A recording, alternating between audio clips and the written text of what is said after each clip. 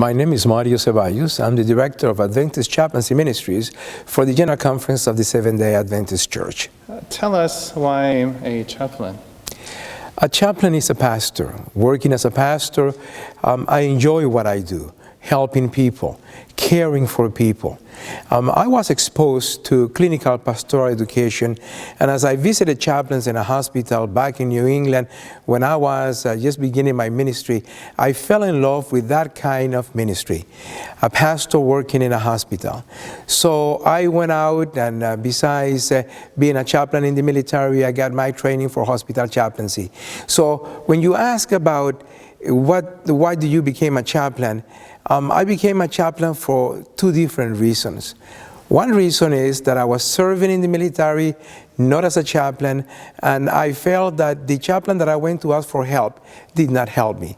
So I decided to help those that joined the military as a chaplain. So that's why I initially began. But my love for chaplaincy is especially in the area of hospital chaplaincy. I remember one time I was called in the middle of the night, about 2 o'clock in the morning. I was awakened because I needed to attend to a person that was in a very difficult situation, whose father was dying in the hospital. And as I walked through the halls of the hospital, I said to myself, there is nothing else that I want to be but as a chaplain in a hospital. So that two kinds of ministry attracted me to chaplaincy. What is your hobby? Hobby. Sometimes it's very difficult to keep up with the hobby, so I'm not doing that good at it, but I have two hobbies. I like golf, and that's the one that I have practiced more lately because it only requires one person, me, to play golf. The other one that I had as I was growing up and I really enjoy is what we call in South America football. In the United States it's called soccer. But for me, it's football. So that I enjoy, but then I have to put two teams together, and it's more difficult to get people together to play. What position did you play? My position was goalie. That's what I always like to play.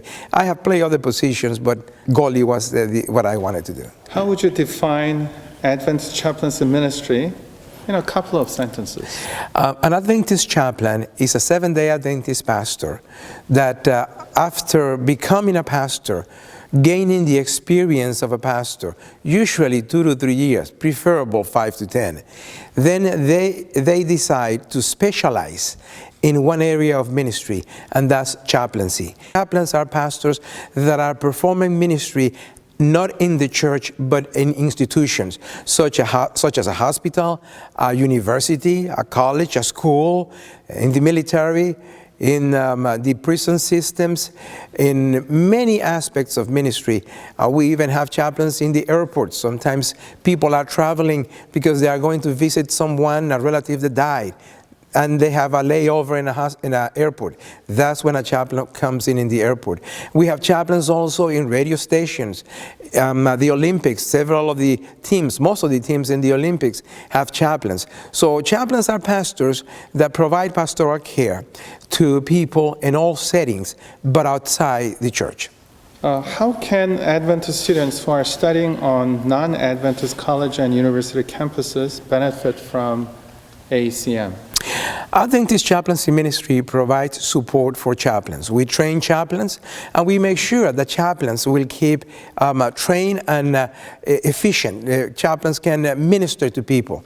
The students in public campus can benefit from that training that ACM provides to the chaplains. So the best thing that I recommend for you as a student in public campus, please seek your chaplain. Where is your chaplain? Who is your chaplain? And if you don't have one, make sure you ask the administration to see that they provide a chaplain that is a fully qualified, endorsed, certified minister that can provide ministry to you as a student, because as a student you have different needs than the members in the pews, and you have different needs than someone serving in the military. You have different needs as someone that is sick in a hospital, and you need someone, intellectual person, that can answer those existential questions that you have. You are confronted and bombarded by many other doctrines and many other theologies and many other beliefs. Many of your teachers may be atheists. They don't believe in God, and they will mock you. They will make fun of you because you are a religious person. Chaplains can help you answer those questions that you have in life. Did you ever study on non-Adventist campus or campuses? And if you did, what was those experiences like? And did you have any challenges as an Adventist on secular campuses? Yes. My doctoral program was done at Boston University. It's not a secular campus, but it's not an Adventist campus. We have many students around the world that are working or that are going to school not only in secular campus, but other campuses that are non-Adventist. And because it was a religious organization, there were not that many challenges because they understand religion and they are more flexible with you. But of course, you are exposed to many other doctrines and theologies, and that's a challenge. To be able to weed out what it is according to the scriptures, according to the Bible, is biblically based and sound, and what is not. And it's not easy. It's very difficult. So my heart goes out for those of you that for whatever reason are not able to attend Adventist education, and you are in public campuses, and you are in secular campuses, or in other denominational campuses, because it is a challenge. In other non-denominational campuses, I think the challenge is even bigger than in a secular campus. Because in a secular campus, it's clearly delineated what is secular and what is not. In religious campuses of other denominations, they have a religion.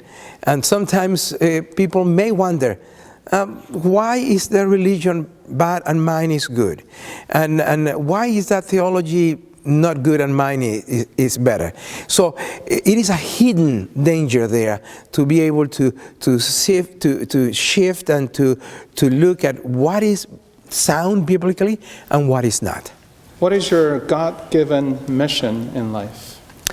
My God-given mission in life is to elevate, as I see it, as I understand it.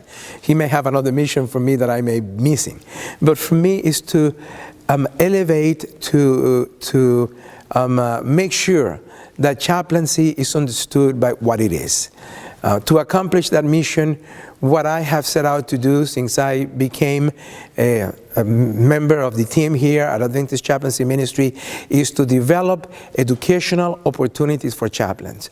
Because what I see around the world is many people that really don't know what chaplaincy is all about.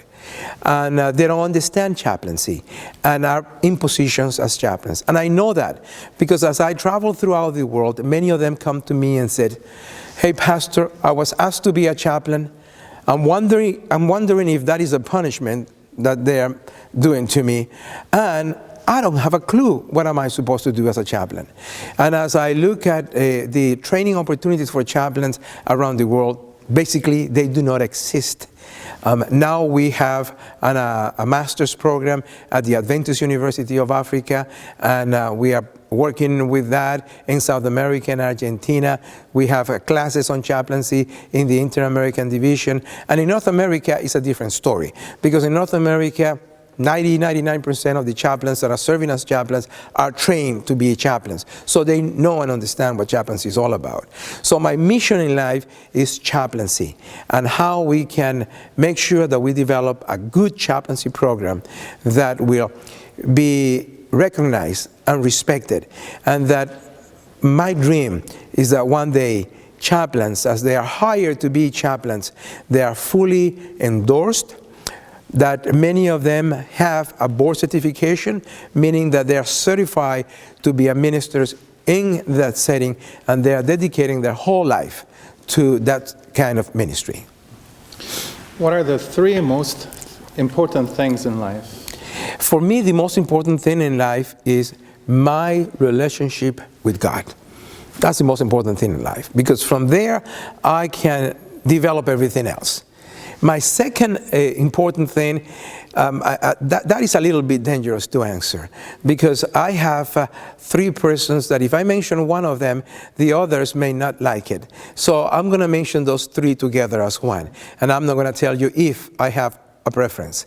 Those are my wife, Gloria, my son, Mario Antonio, and my grandson, Evan Alexander. That's my second preference, my family.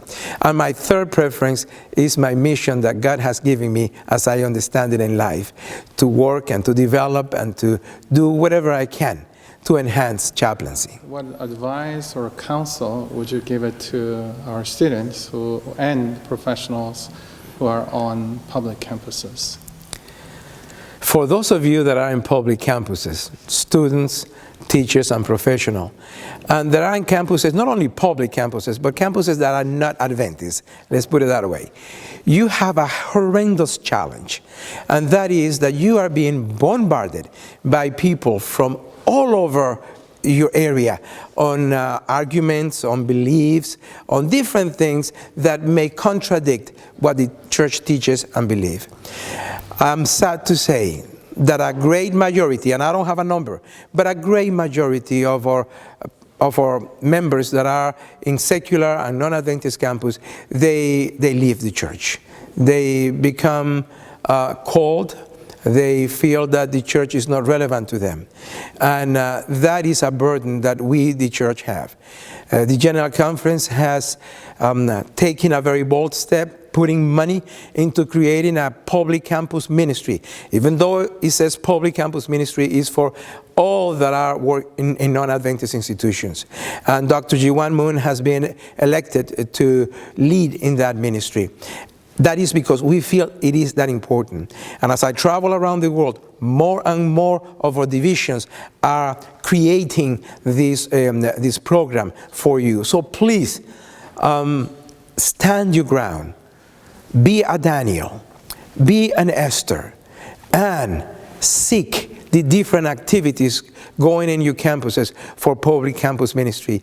If you cannot find any, yes, Google public campus ministry, and the website, the Facebook, the Twitter, the Instagram of Adventist or public campus ministry, you will find it. It will be there.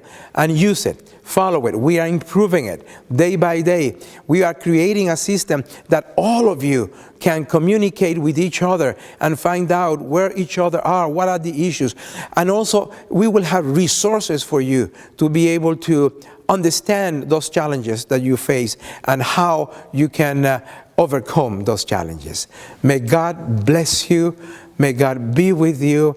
The church loves you. The church needs you. And I pray that one day we all can march together through the pearly gates.